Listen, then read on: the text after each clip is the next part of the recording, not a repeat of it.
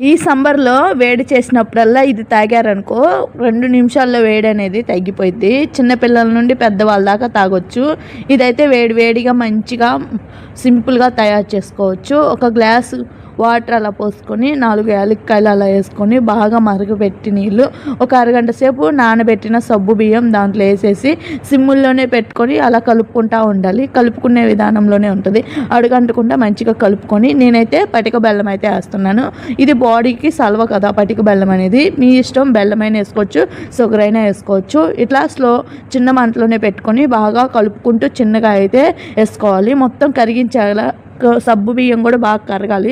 ఆ కరిగిన తర్వాత మొత్తం చల్లారినాక ఒక దాంట్లో వేసుకొని తాగితే మన బాడీ అనేది హీట్గా వేడి చేసినప్పుడల్లా ఇలా తాగితే వేడి అనేది తగ్గిపోయింది.